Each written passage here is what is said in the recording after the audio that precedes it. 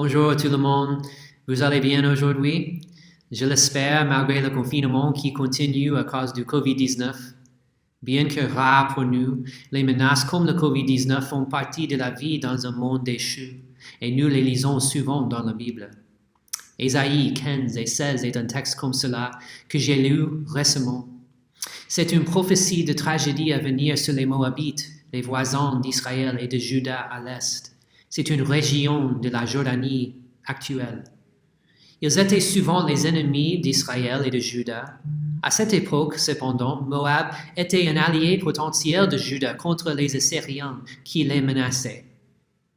Mais Moab allait subir une destruction soudaine et sévère. Et on lit sur la misère des Moabites dans chapitre 15, versets 2 et 3. Moab se lamente, sur le Nebo et sur Medeba, toutes les têtes sont rasées. Toutes les barbes sont coupées. Dans ces rues, ils sont vêtus d'un sac, sur les toits et sur ses places. Chacun se lamente et fond en larmes. Cela me rappelle certaines images lamentables que j'ai vues pendant cette crise du COVID-19. Moab prospérait au moment de cette prophétie.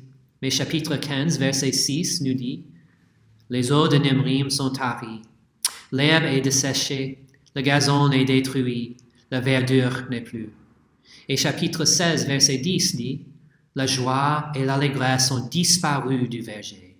Dans les vignes, plus de chants, plus de réjouissance. » La prophétie parle de l'orgueil et de l'idolâtrie de Moab, des raisons pour lesquelles Moab allait souffrir cette destruction. Mais la prophétie était destinée au peuple de Dieu pour l'avertir de ne pas se fier à Moab plutôt qu'à Dieu. Et il y a quelques leçons pour nous qui sont très pertinentes en ce moment. La première leçon est la suivante. Nous devons éviter la tentation de faire confiance à autre chose qu'à Dieu. Les Moabites faisaient confiance à leurs idoles, mais le peuple de Juda faisait confiance à Moab, et tous les deux étaient vains. C'est aussi vain quand nous ne commençons pas avec Dieu dans notre recherche de sécurité. Et quoi que nous puissions faire pour être prudents, nous ne pouvons pas abandonner notre confiance en lui.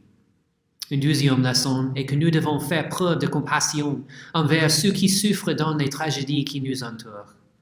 Nous lisons en chapitre 16, verset 9, « Je pleurerai la vigne de Sibma comme Yaetzer la pleure.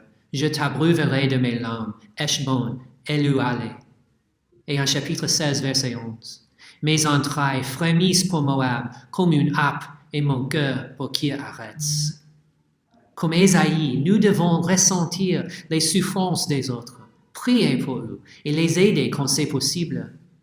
Nous trouvons une dernière leçon en chapitre 16, verset 1. Envoyez les agneaux aux souverains du pays, de Séla par le désert à la montagne de la fille de Sion, à Jérusalem.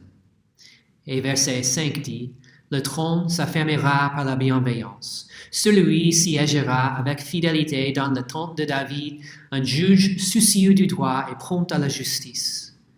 Les Moabites penseraient à fuir vers Juda pour demander de l'aide à son roi, ce qui est exactement le contraire de ce que Juda avait l'intention de faire. Au lieu de chercher la sécurité chez les autres, nous devons les inviter à notre roi, Jésus-Christ, qui prend soin de son peuple avec bienveillance, fidélité et justice. Que sa grâce et sa paix soient avec vous aujourd'hui.